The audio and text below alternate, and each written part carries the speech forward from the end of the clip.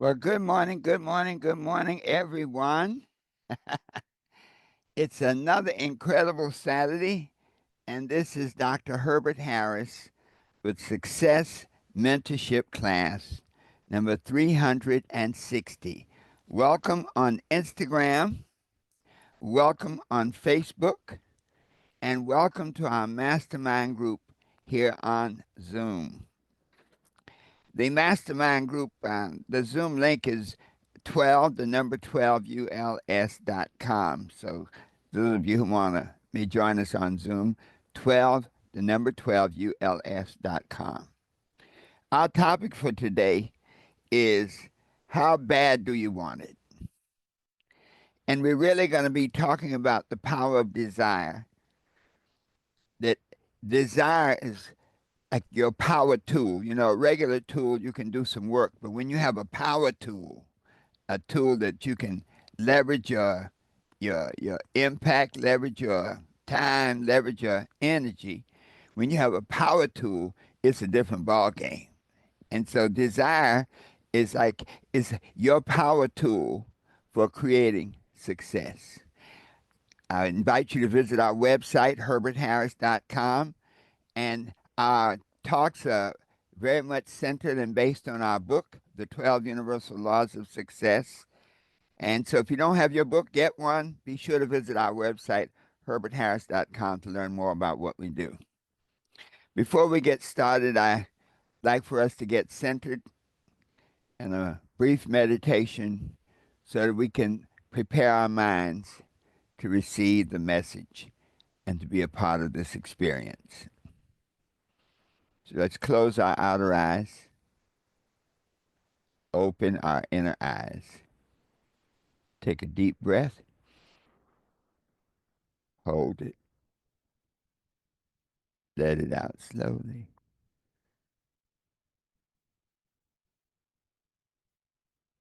Take a deep breath, hold it, let it out slowly.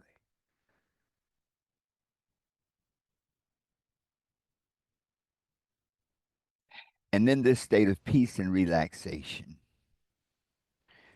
I am at peace with myself. Let us affirm that together. I am at peace with myself. Let's whisper it. I am at peace with myself. And in that moment of peace and relaxation, take a deep breath, let it out slowly.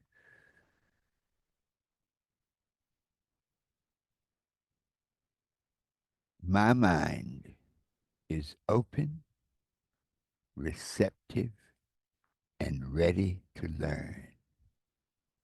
Let us affirm that together. My mind is open, receptive, and ready to learn. And as that sinks in, we begin the journey. So it is. All right. Today is such a unique and special day that we want to look at a topic and this idea of how bad do you want it? You know, each one of our talks over the last months, as we ended the year and we started the new year, was to prepare you to be most effective and to accomplish incredible things over this year. We've been through many talks. We've talked about it's time to make a new start. We've talked about focus. We've talked about changing. But one of the most profound and powerful things that can happen is that ability to get it done. How bad do you want it? And the level of desire is so strong, it makes such a profound impact that if you don't have a strong desire, I can say this, you will probably not be successful. Napoleon Hill said something very, very interesting, and I think it couldn't be any simpler. He said this: the starting point for all achievement is desire. Bill Cosby said, in order to succeed, your desire for success must be greater than your fear of failure. You know, even the Bible, in the Proverbs, the 13th chapter, 19th verse, it says, the desire accomplished is sweet to the soul. And so, what we're saying here is this power of desire is so strong and so profound that you can use it to overcome anything. You know, we had a talk before that nothing is impossible. And the thought was, how can that be? The fact that you have a vision of something you want to be, do, and have means that you've already created the vibration in the universe to make that vision happen.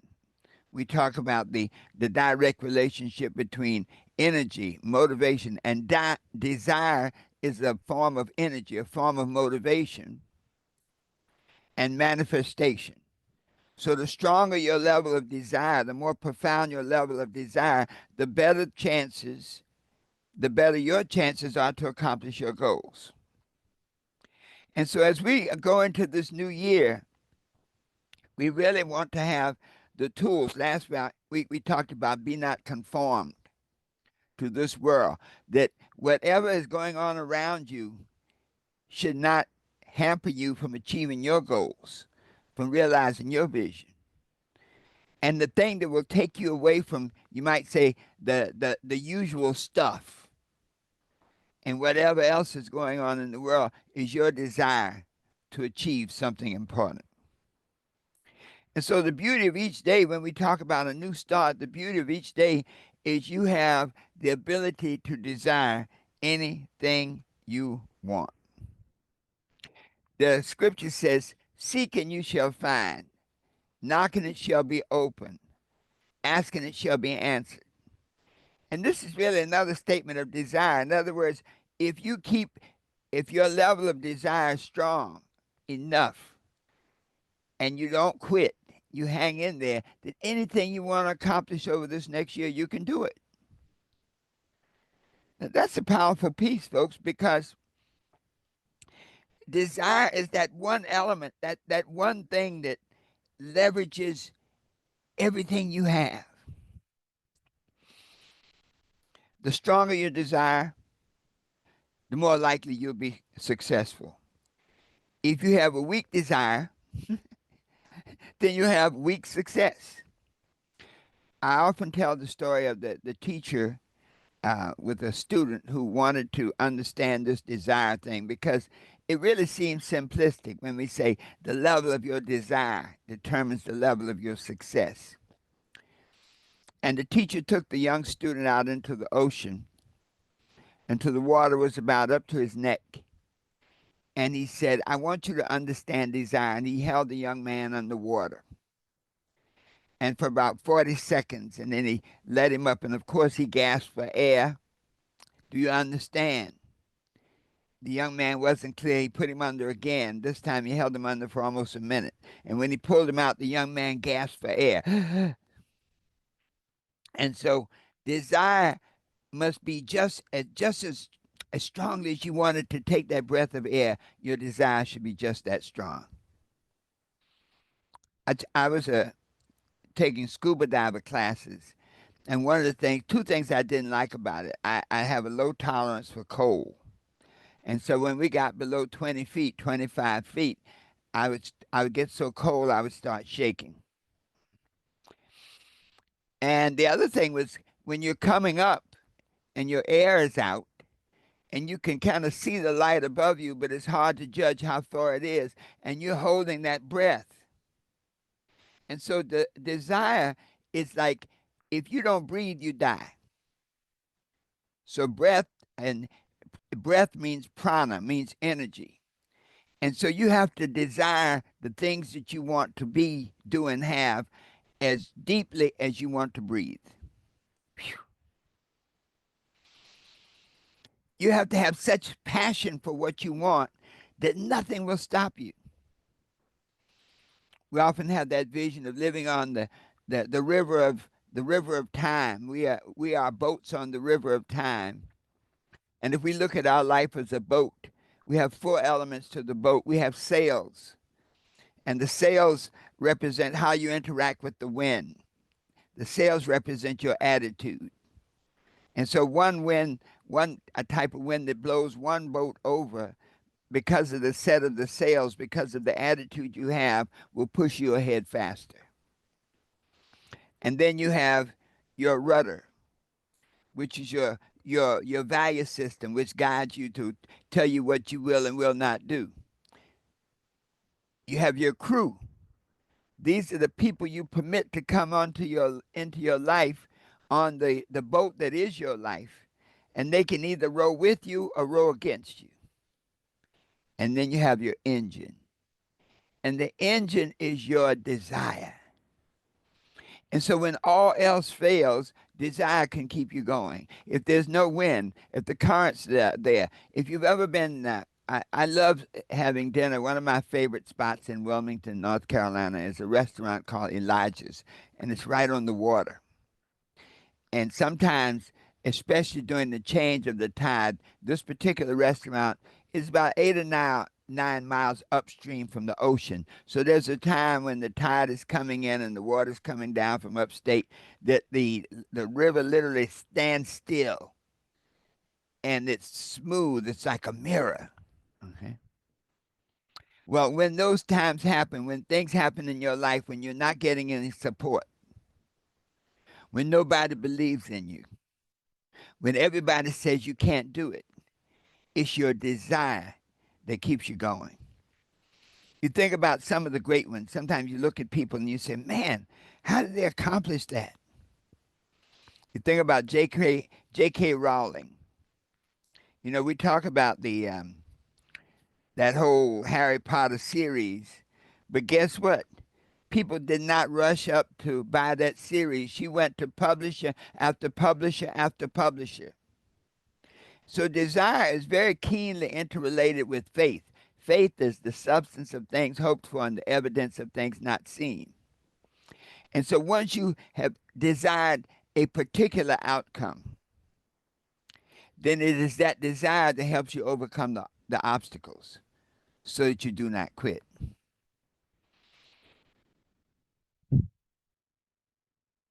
I remember when we think about, many of you may not know Helen Keller. Young folks may not, but Dr. Beasley and a few of us. Helen Keller was a lady who was basically born blind. She was blind after, I don't know, 18 or 19 months, deaf and blind.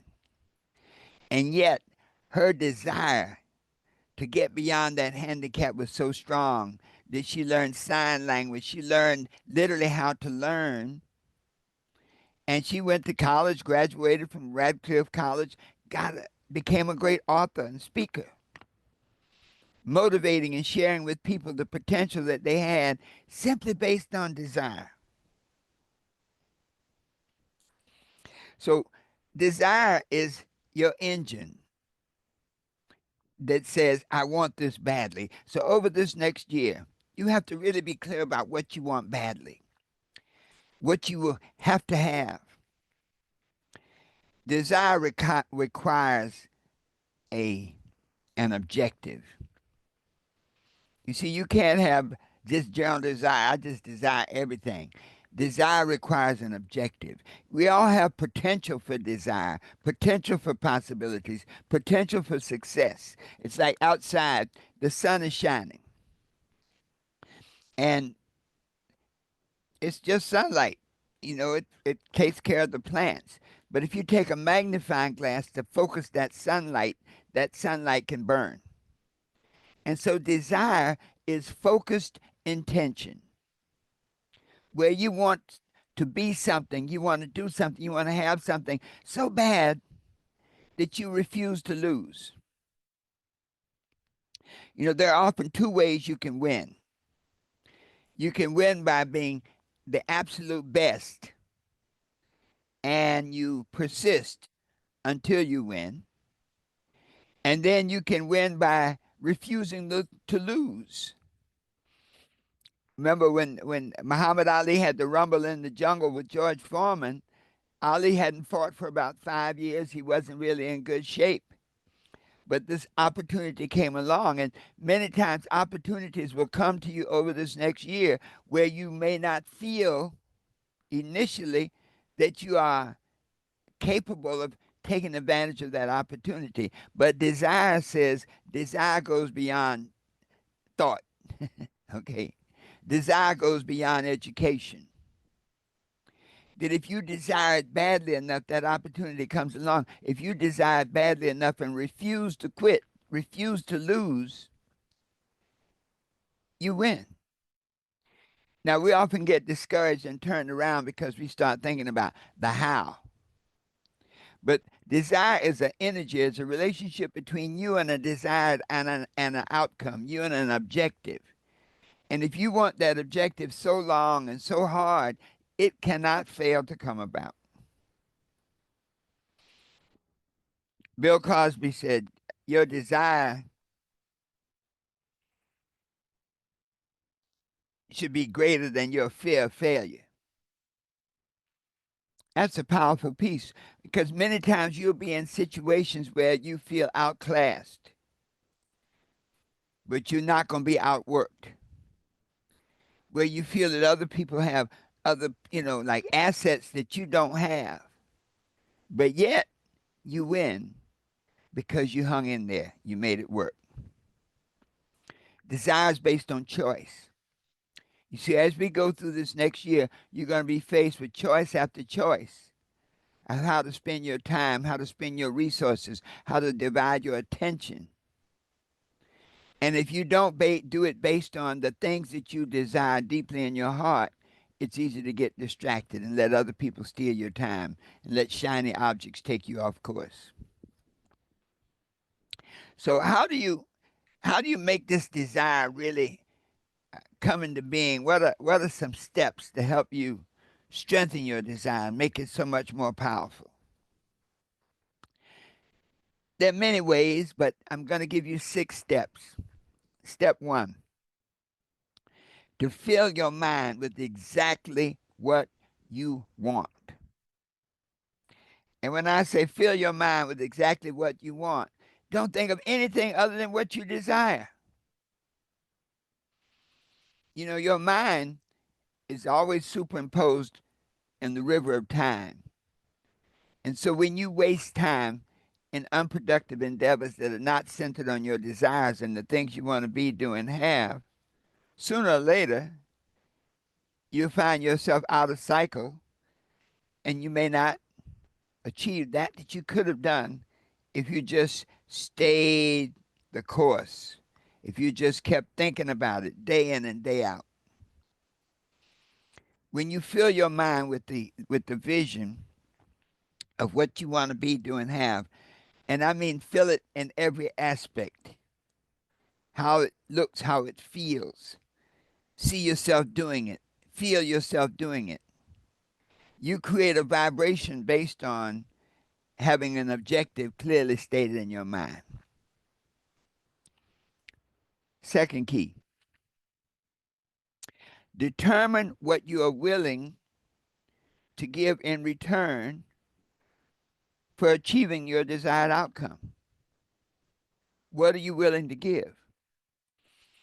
As a writer, when I counsel and coach young writers, what's the one thing that a writer has to give to create the books and the projects they desire to create? One of the things you have to give is your time. And so I tell young writers, the key to getting a book completed is to set specific times when you will sit there at your computer, at your pad, whatever your mode of capturing the ideas, that you sit there a specific time. Don't worry about, I don't feel inspired. If you wait for inspiration, you'll probably never get it done. But say, hey, in order for me, if my goal is to write a million selling book, one of those life-altering books that people will buy and cherish and will transform their lives, then what are you willing to do that? You're willing to give your time. So I say, you sit there at that desk. When I was in the final stages of writing the 12 Universal Laws of Success, my commitment was from 9 o'clock to 1 o'clock, Monday through Friday, to be at my desk, no matter what it was. And some days I just sat there and got nothing done. Some days I'd write, and see, I like to write longhand first, and then I'd do it on the computer, on the keyboard. Some days I'd write, and then it was like, this is not it, and I'd tear it up and throw it away. But the one thing you could say, you always have to be there. So determine what you're willing to do to get what you want. You think of Tyler Perry when he was starting out, and he had his shows that he took from church to church. He was willing to sleep in the car, willing to come in and do the performance, not knowing whether he was going to get paid or not get paid, having no idea how much he was going to make. If it rained that day, he may have made nothing. But yet, he was willing to give whatever it takes. Sleep in the car.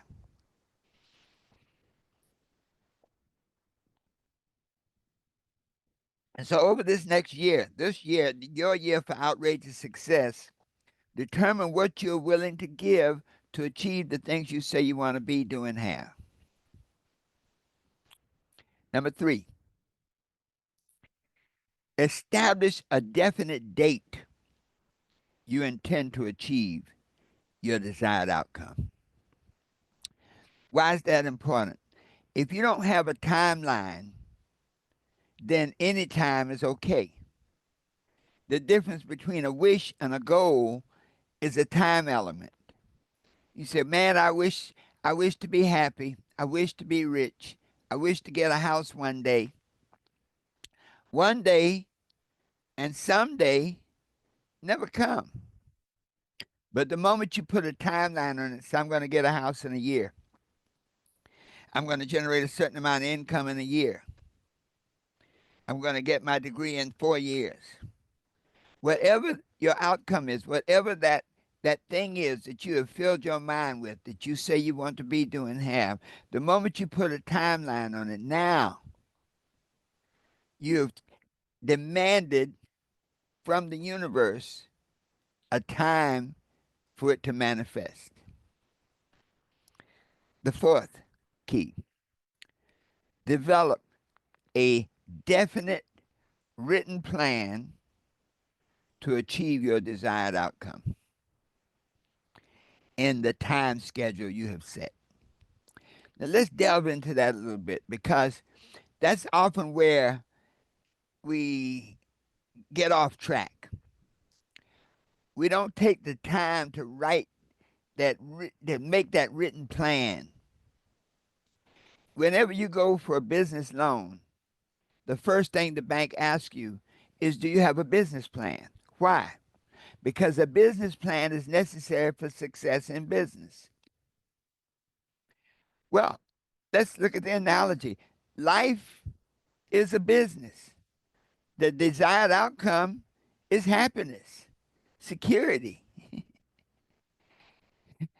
So, don't you need a life plan? Absolutely. And I'll say this to you as you go into this new year, whatever you desire, if you do not have a plan of action to accomplish it, it will not happen. It's just that simple. You will not find a single book on success, achievement, excellence that says it's okay not to have a plan, to hang in there and keep working. The 5th key is to write a detailed, clear, concise statement of what you desire, the time limits in which you want to desire it, you want it to manifest, what you're willing to give in return, the plan you will execute to make it happen. Then once you write that plan, That's powerful. That's how you get it done. Now, many of us here are in sales or marketing of some variety. Quentin is insurance, and he's been in stock brokerage area. Many of us are marketing something. So this idea of that written plan now is something that you can say to yourself. So I'll give an example. In network marketing, for example, we say that the number of people you talk to determines the level of your income. One of the greats in the industry said that he he did presentations to 1,200 people. 900 people said no. 300 people said yes. Of the 300 people who said yes, 85 of them did a little something.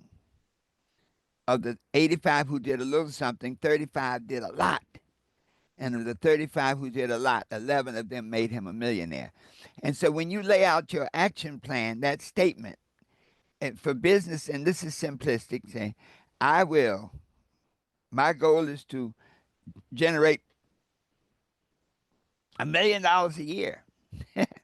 Many people in network marketing, that's kind of the gold standard. Used to be a six-figure income, $1 million a year. Well, when you break down $1 million a year, what does that mean? $1 million a year means about eight, $84,000 a month. That means if you break that down even further, $84,000 a month, that takes it down to about $3,000 a day.